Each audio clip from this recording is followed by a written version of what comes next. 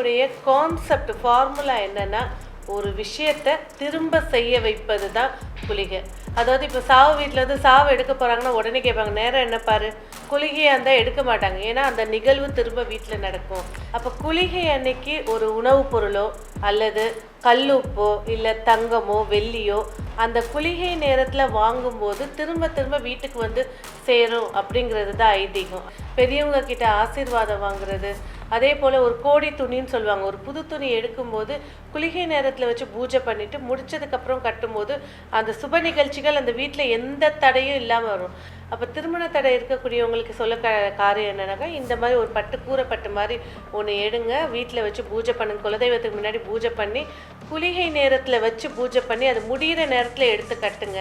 நிறைய ப்ரூஃப் இருக்குது, நிறைய கிட்ட நீங்கள் ஸ்டேட்மெண்ட்டாக வாங்கலாம். நிறைய அஸ்ட்ராலஜியில் டாக்டரேட் பிஹெச்டி பண்ணக்கூடியவங்க இந்த குளிகை நேரத்தை வந்து நிறைய ப்ரூஃப் பண்ணி காட்டியிருக்காங்க.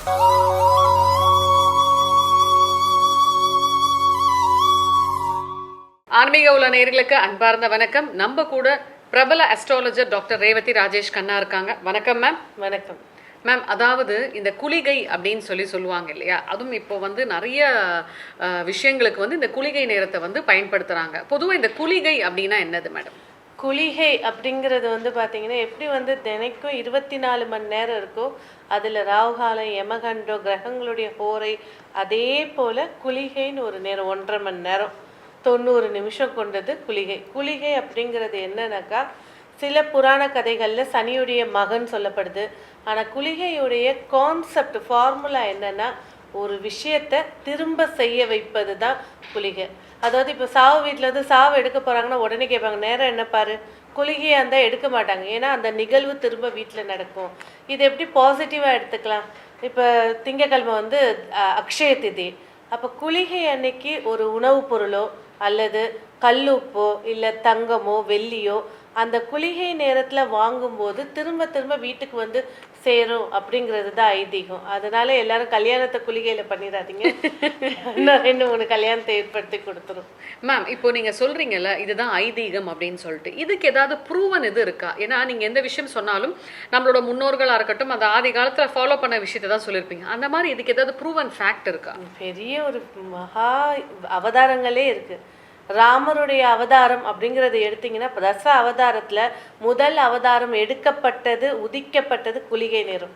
அதை தொடர்ச்சியாக தான் 10 தச அவதாரத்தை அவர் எடுத்தார். ஏன்னா குளிகையில் செய்யக்கூடிய ஒரு காரியம் மிகவும் சக்தி வாய்ந்தது. ஒரு கடனை அடைக்கணும்னு நீங்கள் நினச்சி அடைக்கிறீங்க அப்படின்னாக்கா, டெஃபினட்டாக இந்த குளிகை நேரத்தை செலக்ட் பண்ணி நீங்கள் அடைக்கும்போது அந்த கடன் திரும்ப எவ்வளோ பெரிய மலை போல் இருக்க கடனையும் சீக்கிரம் அடைக்கிற மாதிரியான சூழ்நிலையை ஏற்படுத்தி கொடுத்துரும். அதே போல் கடன் வாங்குற நேரத்தை இதை செலக்ட் பண்ணிட்டீங்கன்னா வாழ்நாள் முழுக்க இந்த சக்கரத்துலேயே மூழ்கி உட்கார்ந்துருவீங்க.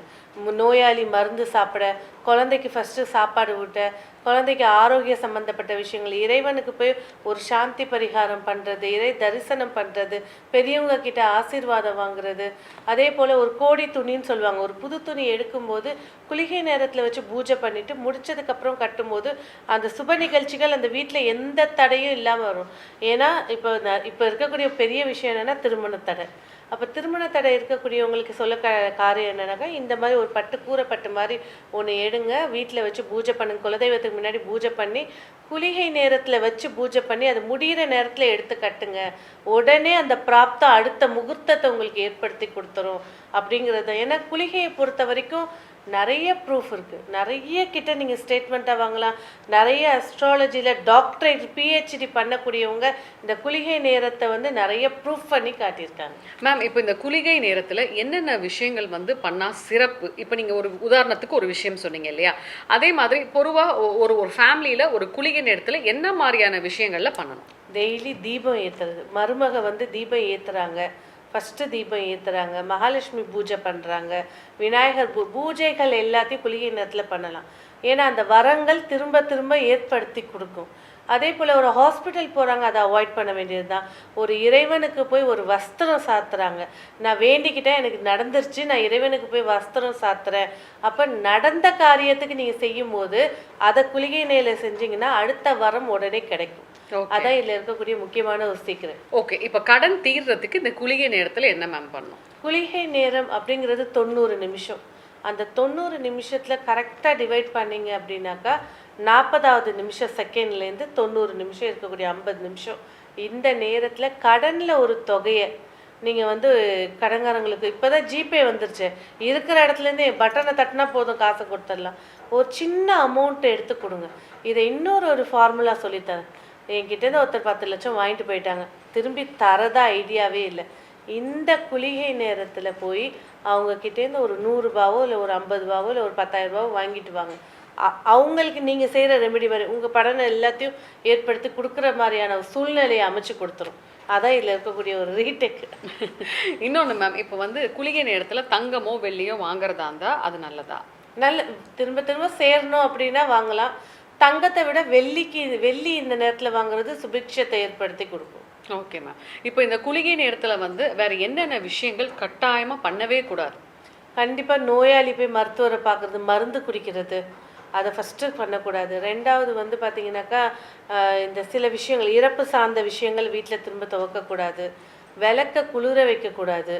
அதே போல் வந்து ஒரு குழந்தைக்கு வந்து ஒரு படிப்பு டியூஷன் சேர்க்குறீங்க அப்படின்னாக்கா இந்த குளிகை நேரம் சேர்க்கக்கூடாது. ஏன்னா திரும்ப திரும்ப வேற ஒரு டீச்சர்ஸ் மாற்றிக்கிட்டே இருப்பாங்க, இந்த குழந்தைக்கு செட்டே ஆகாது. முதல்ல ஸ்கூலில் சேர்க்குறது குளிகை நேரம் இருக்கக்கூடாது. ஒரு கலையை கற்றுக்கணும், ரிசர்ச் பண்ணுறேன்னு இறங்குனீங்கன்னா குளிகை நேரம் சிறப்பு. ஆனால் ஒரு கலையை நான் கற்றுக்க போகிறேன், ஒரு கலையை ஜாயின் பண்ண போகிறேன்னா குளிகை நேரம் செய்யக்கூடாது. ஏன் மேம்? அந்த விஷயம் வந்து அங்கே திருப்தி இல்லாமல் 4 இடத்துக்கு தேடுற மாதிரி இருக்கும், அப்புறம் அந்த கலையை கைவிட்டுருவாங்க. ஓஹோஹோ, அப்படிங்களா? Okay ma'am. இன்னொன்று, இப்போ புது துணி வாங்குறதோ இல்லை புது துணி உடுத்துறதோ பண்ணலாமா? தாராளமாக பண்ணலாம். திரும்ப திரும்ப போடுறதுக்கான பாக்கியத்தை ஏற்படுத்தி கொடுக்கும். ஆனால் அந்த நாளுடைய கிழமைகளை பார்த்துக்கிறது சிறப்பாக இருக்கும். புதன்கிழமையும் வியாழக்கிழமை வெள்ளிக்கிழமை இந்த 3 நாட்கள் குளிகையில் புத்தாடைகள் அணியலாம், வாங்கலாம். ஆனால் சனிக்கிழமை திங்கக்கிழமை ஞாயிற்றுக்கிழமை இந்த காலகட்டங்களில் புத்தாடைகள் வாங்குறத தவிர்க்கும். ஏன் மேம்? சனிக்கிழமை அப்படின்னு சொல்லும் போதே புத்தாடைகள் அணியவே கூடாது, வாங்குறதையும் தவிர்க்கணும். சனிக்கிழமை நீங்கள் வந்து ஒரு கர்மாவை கழிக்கணும் அப்படின்னா, ஏன்னா நிறைய இடத்துல நம்ம ஸ்பீச் கொடுத்தாச்சு, கர்மாவை கழிக்க முடியாது ப்ரூஃபும் காட்டியாச்சு. ஆனால் ஒரு கர்மாவை உடைக்க முடியும் அப்படின்னா சனிக்கிழமை குளிகை நேரம். சனிக்கிழமை குளிகை நேரத்தில் அந்த சனீஸ்வர பகவானுக்கோ இல்லை குலதெய்வத்துக்கோ நீங்கள் போய் ஒரு மாலையை சூட்டி என்னுடைய கர்மா இப்போதுலேருந்து குறைய ஆரம்பிக்குதுன்னு மனதார சொல்லி ஒரு 9 நல்லெண்ணெய் தீபம் போட்டுட்டு வந்தீங்கன்னா அந்த கர்மாவோட வேல்யூ குறைய ஆரம்பிக்கும்.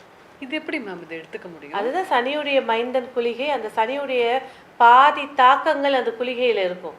அதனால தான் குளிகை வந்து ஒரு விஷயத்த ரிப்பீட் பண்ணிக்கிட்டே இருக்கும். பிடிவாதத்தோட உச்சக்கட்டம் குளிகை நேரம். அந்த பிடிவாதத்தை நம்மளுக்கு சாதகமாக எங்கெங்கே பயன்படுத்தலாம் அப்படின்னு முக்கியமாக ஆப்ரேஷனு சிசேரியனு குளிகை நேரத்தில் கண்டிப்பாக வைக்கவே கூடாது. ஓஹோ, இப்போது நிறைய பேர் வந்து இந்த பேபி ட்ரீட்மெண்ட் எல்லாம் பண்ணுறாங்க. அதுக்கப்புறமேல்ட்டு வந்து ஒரு சில சுபகாரியங்கள் வந்து பண்ணணும்னு நினைப்பாங்க. லைக் ஃப்ளாட்டுக்கு போய் அட்வான்ஸ் பண்ணுறது, புது மெனை வாங்குறதுக்கு, இதெல்லாம் இந்த குளிகை நேரத்தில் பண்ணலாம். பணம் கொடுக்குற விஷயத்த கடனுக்கு மட்டும் இந்த நேரத்தை பயன்படுத்திக்கலாம். மற்ற ஒரு பொருள் வாங்குறேன், ஒரு வீடை வாங்குறீங்க, இந்த வீட்டில் என்ன ஒரு 6 மாதம் இருப்பீங்க, 1 வருஷம் இருப்பீங்க, இது எனக்கு செட் ஆகலை, அடுத்த வீட்டுக்கு அது வழி வகுத்து கொடுத்துரும். அடுத்த அட்வான்ஸை போய் கொடுக்குற வரைக்கும் அந்த குளிகை நேரம் டார்ச்சர் பண்ணிடும். ஸோ அப்போ கடன் கொடுக்குறீங்கன்னாக்கா திரும்பி கொடு, அதுக்கான ஏற்பாடுகளை ஏற்படுத்தி கொடு. அந்த விஷயத்தை அந்த குளிகை நேரத்தோட பவர்ஃபுல் அதுதான், ஒரு விஷயத்த திரும்ப செய்ய வச்சே காட்டும். அதாவது நீங்கள் சொல்கிறது வெள்ளியை தவிர்த்து வேற எதுவுமே வாங்கக்கூடாதா? தங்கத்தை தவிர்த்து. இல்லை, வெள்ளி வந்து வாங்கினா இன்னும் சுபம் தரும் அப்படி. ஆமாம், தங்கம் வாங்கக்கூடாது. வெள்ளி மட்டும் இந்த குளிகை நேரத்தில் வாங்கணும், மற்றபடி வேற எதுவுமே வாங்கக்கூடாது. இந்த வெள்ளியை வாங்குறதுனால திருப்பி ஐஸ்வர்யம் வந்து பெருகும் அப்படின்றீங்க. ஓகே, அதே மாதிரி இன்னும் ஒரு டிப்ஸ் மேம். இப்போ கடன் அடைக்கிறதுக்கு ஜிபே பண்ணலாம், ஒரு சின்ன தொகையை பண்ண ஆரம்பிச்சிங்கன்னா அது அடைய ஆரம்பிச்சிரும்ன்றீங்களே, அதே போல் இந்த நகை அடமானம் வைக்கிறதுக்கு கூட வந்து இந்த குளிகை நேரத்தில் அதை மீட்கிறதுக்கு முயற்சி பண்ணலாம். Very good, super. நகையை அடமானம் வைக்கிற நேரம் குளிகை நேரம்னா எல்லா நகையும் போயிடும். எடுக்கிற நேரம் குளிகை நேரமாக இருந்தால் எல்லாத்தையும் எடுத்துடலாம். ஓகே. ஸோ இந்த குளிகை நேரத்தை பற்றி ரொம்ப மிக அழகாக சூப்பராக சொன்னீங்க மேம். நேர்களுக்கு இது ரொம்ப பயனுள்ளதாக இருக்கும்னு நினைக்கிறேன். மக்களே, நீங்களும் கட்டாயமாக இந்த குளிகை நேரத்தை வந்து எந்தெந்த விஷயத்துக்கு மேம் யூஸ் பண்ணிக்கணும் அப்படின்னு சொல்லியிருக்காங்க. அதுக்கு நீங்கள் யூஸ் பண்ணி பயனடைஞ்சுக்கோங்க. நன்றி.